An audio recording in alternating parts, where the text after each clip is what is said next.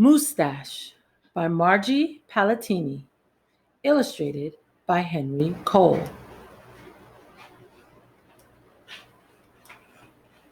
To my dear with the 5 o'clock shadow, to Dan, Carolyn, and Jim with love. The story is narrated by Nicole Hawker Daniel.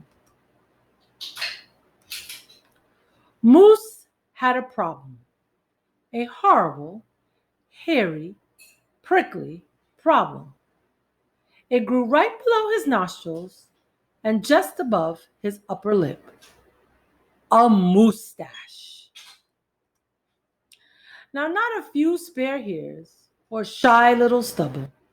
No mere weak, wandering whiskers on the upper lip of this moose. No siree. Moose had a big, bushy, bristly, mighty moustache.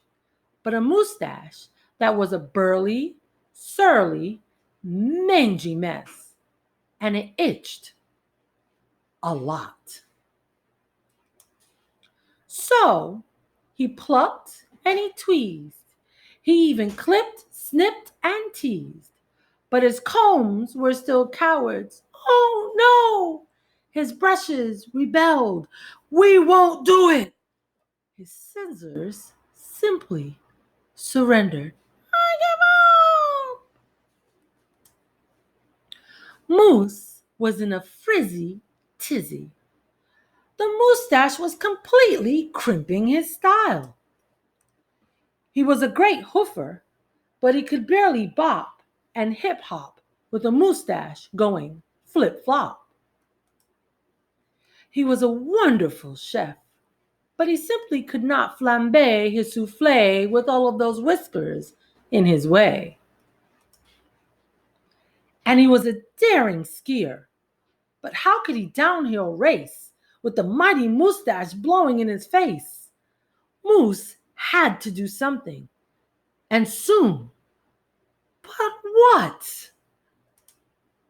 After days and days of much serious thought, Moose got an idea.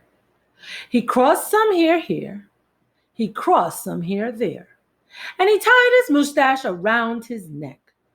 A moose scar seemed to be an ideal answer to his problem. It was so simple, so easy, so perfectly perfect.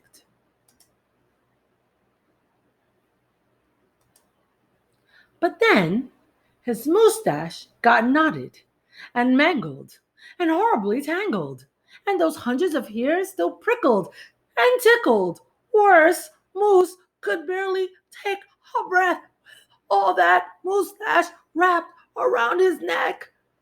So Moose untied, unwrapped, unknotted, and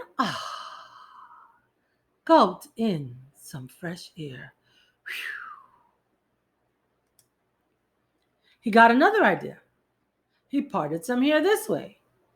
He parted some hair that way. He heaped all that moustache on the top of his head. Moustached antlers seemed to be the ideal answer to his problem. It was so simple, so easy, so perfectly perfect. Until a squadron of squirrels and one very nosy gopher moved right into Moose Motel. They huddled and hoarded. They furrowed in and burrowed out. Needless to say, it became quite crowded up there in Moose's head, and heavy, and messy, and very, very noisy. The squirrely chitting and chatting, the squeals and squawks woke Moose every morning before the crack of dawn. And that gopher was giving the moose one hairy headache. Moose needed his sleep. He needed his rest. He needed his privacy. Moustache and antlers? Nuts, said Moose. So he unparted and unpiled, untwisted and untwined and said adios to the hairy horns.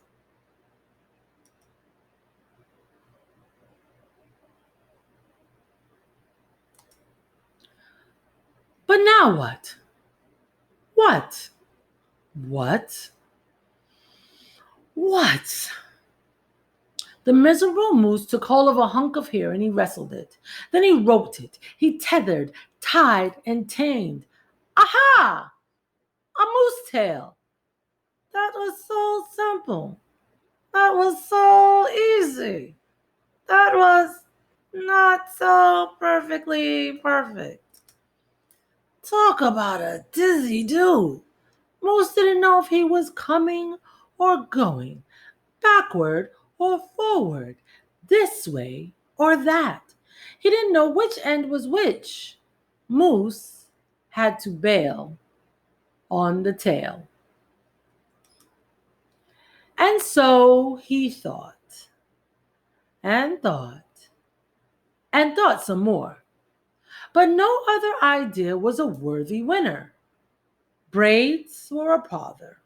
A moustache sweater, whew, too sweltering. Net, not. Poor Moose. His problem was truly terrible, unbearable, just downright sad. He felt so alone.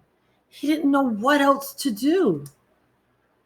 Then call it fate, call it destiny. It was probably dumb luck. But one day Moose tripped on his moustache and just had no time to duck.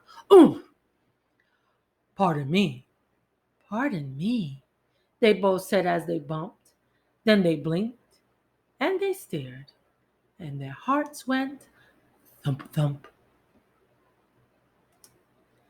She was a moose with a bouffant so bodacious, outrageous. Well, it was just plain old big. Hair after hair piled higher than high, a skyscraping dew of glorious curls, a tower of swirling twists and twirls. She was simply splendid, stupendous, absolutely superb. Of course, Moose had to ask how she did what she did to get such a do. Ms. Moose winked, then whispered, just a little glue.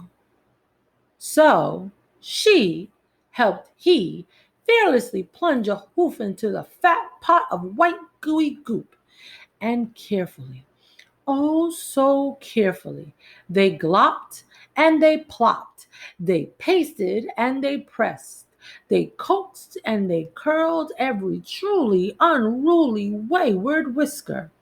Around and around they tweaked and twirled those horrible hairs until Moosie's once mangy mess was now a wondrous winding wave of miraculous moustache. Moose gazed in the mirror and smiled a broad moosey smile. He was so happy, so glad, just giddy with glee. He looked dashing and handsome. Moose gushed. Is that really me?